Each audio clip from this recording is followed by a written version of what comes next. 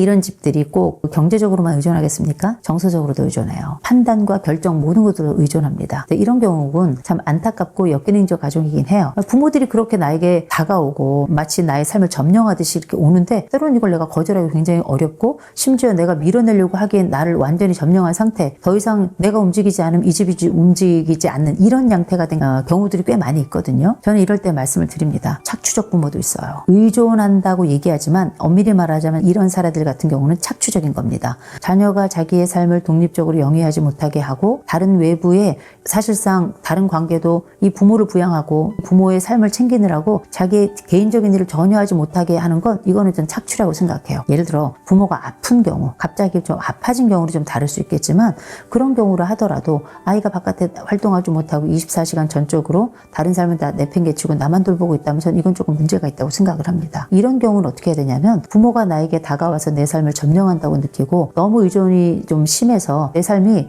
이 의존의 담요 속에 완전히 가려져서 빛이 안 보인다고 생각되는 경우가 있잖아요. 이거는 내가 결정해야 돼요. 어떻게 결정해야 되냐면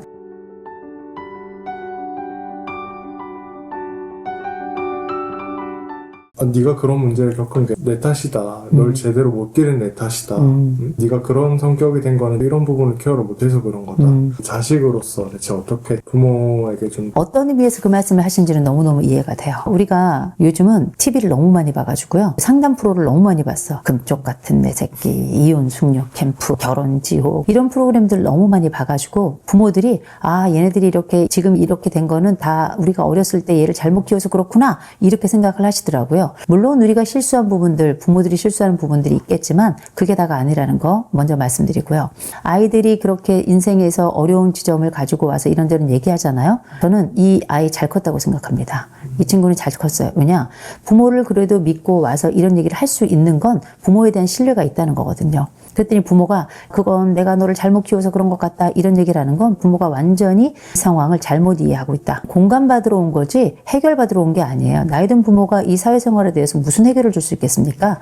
아유 그랬냐 힘들었냐 와서 일단 밥 한 번 먹고 얘기 시작하자. 온도가 필요해서 온 거거든요. 내가 널 잘못 키워서 그렇다 이렇게 말씀하시는 분들이 계시잖아요. 그건 제일 먼저 TV를 너무 많이 봐서 그렇다는 거. 두 번째 너무 많이 봤는데 잘못 배워서 그렇다는 거. 세 번째 말씀드릴 건 자녀를 그렇게 키운 것에 대해서 그렇게 미안하다 잘못했다라고 그만 얘기했으면 좋겠어요. 하도 전문가들이 부모가 자녀한테 가가지고 미안하다 이런 얘기를 해야 된다 사과해야 된다 이런 얘기 하는데 한 번쯤 내가 잘못한 부분이 있으면 미안했던 부분이 있으면 사과 한 번 하면 되는데 두고 이 잘못에 대해서 값을 치르도록 하는 자녀들이 꽤 많습니다. 우리가 살아가면서 아이들과 함께 살 동안에 어린아이들에게도 자꾸 무릎 꿇고 빌라고 얘기하는 사람들이 있는데 발을 밟았으면 잘못했다고 미안하다고 사과해야 되겠죠. 살아가면서 부모가 하는 실수에 대해서 아이들에게 얘기할 수도 있을 거예요. 이런 얘기는 해야 됩니다. 그걸 미안해할 게 아니고요. 진짜 부모들은 내가 이런 부분들이 있었는데 이런 노력을 했다. 이런 지점들은 좋아진 점이 있다. 아마 부족한 지점은 좀 있었을 것이다. 그래도 네가 잘 커줘서 고맙다. 전 부모가 이런 얘기 했으면 좋겠어요. 나이가 지금 벌써 10살, 20살 넘어서 30살, 40살 됐는데 이제 와서 무릎 꿇고 빌고 싹싹 빌면 그 자녀들이 아, 전 행복합니다. 사과를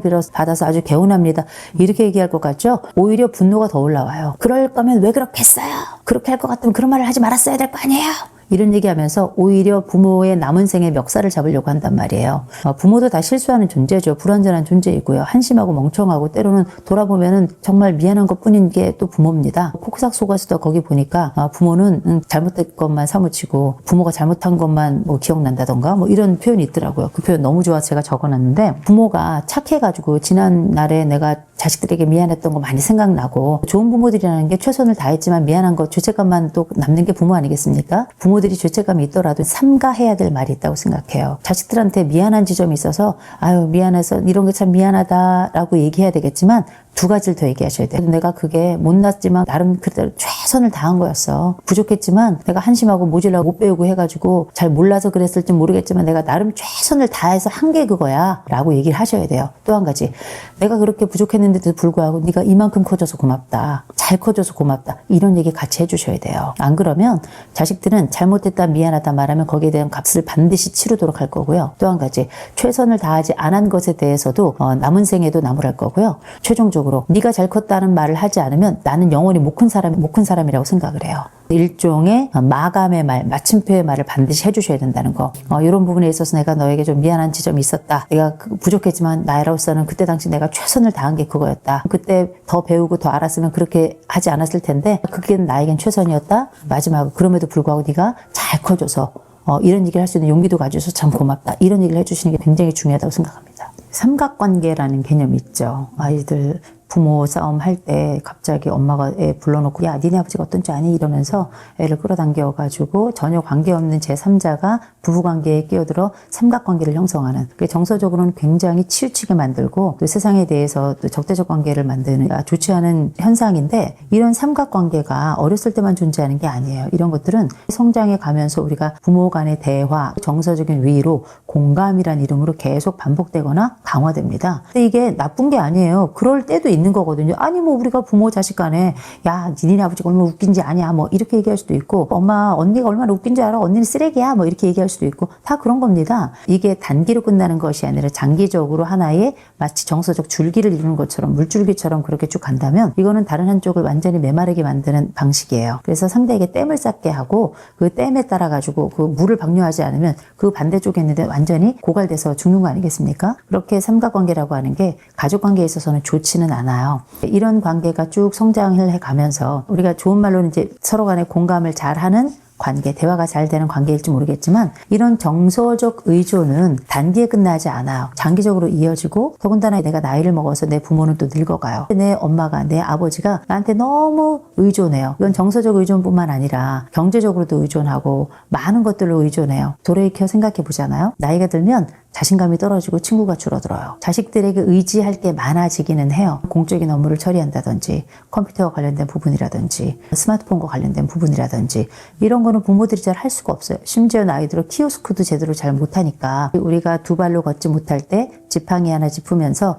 똑바로 살아가기 위해서 하나의 도움을 받는 것처럼, 자식이 그렇게 부모에게는 이런 지팡이 역할을 해주는 것이 굉장히 중요하다고 생각합니다. 왜냐하면 아이가 어렸을 때 걷지 못하고 할 때 부모가 아이를 반짝 안아서 이 아이가 잘 걸어갈 수 있도록 손잡아주면서 그렇게 아이의 발달과 성장을 도모했던 거잖아요. 그렇게 부모의 발달을 도와주는 게 자식의 역할이고 영역이라고 어떤 생각을 해요. 근데 지금 문제는 뭐냐면 이 과정이 좀 과도한 부모들이 있습니다. 이 과도한 부모들 같은 경우는 자식들에게 좀 부담이죠. 엄마 친구들과의 싸움과 관계를 공부하고 직장 가야 되는데 퇴근하고 온 사람 붙잡고 나서 365일 그런 얘기를 하면 얼마나 힘들고 피곤해요. 아이들이 함께 성장하면서 부모가 아이들을 키워내는 과정에 돈도 쓰고 했겠지만 20살 넘고 30살 이렇게 넘어서 사회적으로 막 시작하려는 이 자녀의 모든 금액을 다 뺏어가지고 부모가 자기 생활비로 쓴다면 그것도 말이 안 되는 거잖아요. 돈이 집안에 없다 보니까 이제 의지하는 영역이 커져서 그런 거거든요. 어떤 부모들은 말이에요. 좀 심할 경우는 50대 정도밖에 안 돼서 아이들이 뭐 20대, 30대 취직을 했는데 아이의 그때부터 부모가 일을 하지 않고 자식들이 월급으로 살아가는 집들도 있습니다. 기생의 의미가 굉장히 커요. 부모의 능력이 있으면 최선을 다해서 일하고 끝까지 일하고 자기 할 도리를 또 자기의 삶을 독립적으로 유지하는 거 굉장히 중요해요. 자식도 마찬가지죠. 커가면서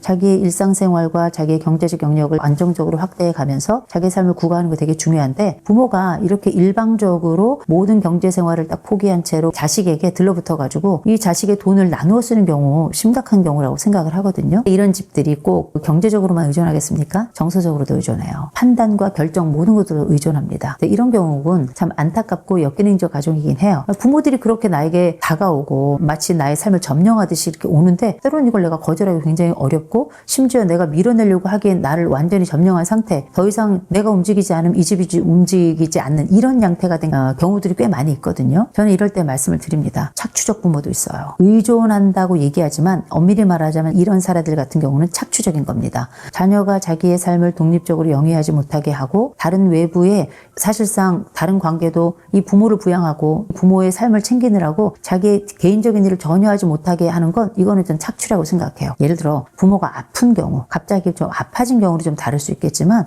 그런 경우라 하더라도 아이가 바깥에 활동하지 못하고 24시간 전적으로 다른 삶은 다 내팽개치고 나만 돌보고 있다면 전 이건 조금 문제가 있다고 생각을 합니다. 이런 경우는 어떻게 해야 되냐면, 부모가 나에게 다가와서 내 삶을 점령한다고 느끼고 너무 의존이 좀 심해서 내 삶이 이 의존의 담요 속에 완전히 가려져서 빛이 안 보인다고 생각되는 경우가 있잖아요. 이거는 내가 결정해야 돼요. 어떻게 결정해야 되냐면, 부모가 나에게 의존해 올 때 그 퍼센티지나 정도를 내가 결정해서 제가 여기까지는 하겠습니다만 여기서 이상은 불가능합니다라고 얘기를 해야 돼요. 초반에 경계를 잘 지어놓지 않으면 의존할 수밖에 없는 부모 입장에서는 계속 안으로 진입해 들어올 수밖에 없는 거거든요. 자식 입장에서 보면 이게 너무 내가 벅차고 때로는 이게 나에겐 침범이라고 느낀단 말이에요. 그럴 때 내 경계를 잘 지켜야 부모도 여기까지는 가능하지만 여기까지는 안 되겠구나라는 걸 알게 되는 순간이 와요. 그럼 그때부터는 부모도 그 약속과 경계를 지키게 되는 거거든요. 부모를 부양하거나 부모와 정서적인 관계를 유지하는데 침범이라고 생각하거나 너무 부담스럽게 생각하거나 용돈을 일부 드린다든지 집에서 먹고 자면 나도 돈을 내야 될 거 아니에요. 그럴 경우는 집안 전체에서 내가 뭐 20만 원, 30만 원 이렇게 내가 내야 될 돈을 낼 수 있겠죠. 그런데 그게 아니라